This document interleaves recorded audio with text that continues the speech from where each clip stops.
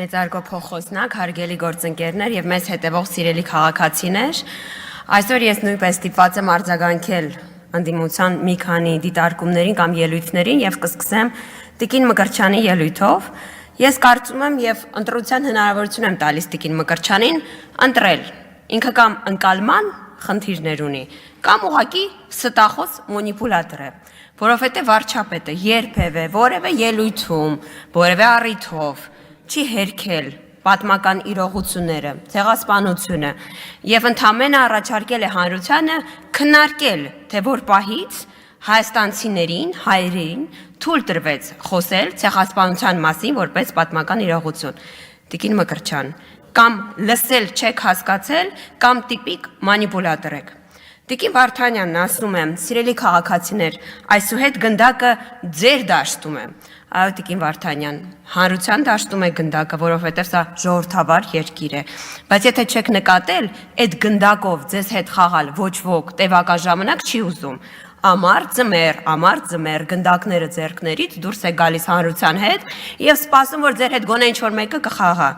Գնդակը հանրության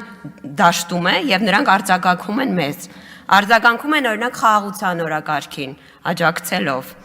աջակցում են մեր ռեֆորմներին, միանում են, սատարում են, վարչապետին դիտարկումներ են ուղարկում եւ տեղի ունենում հանրության հետ, այսպես ասած, գնդակների, մտքերի փոխանակում։ Եվ սա ձեզ համար իհարկե ընկալելի չէ։ Պարոն Աբրահամյանը իրեն հատուկ տոնայնությամբ այսօր կրկին փորձում էր ինչ-որ բաներ գուժել այստեղ, ցավում եմ, որ օրինակ օրվա առաջին մասին ներկա չեղավ քննարկման եւ տեղյակ չէ,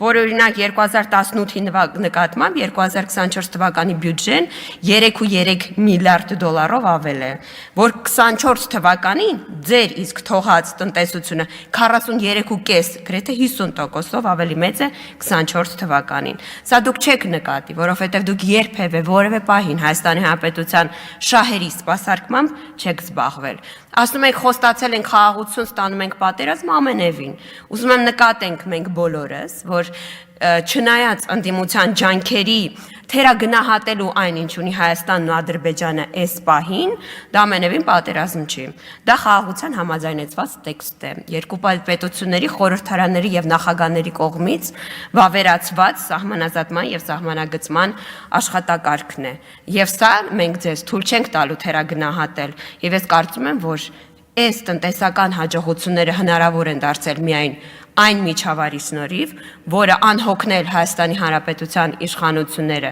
գործող իշխանությունները փորձում են ապահովել։ Շնորհակալություն։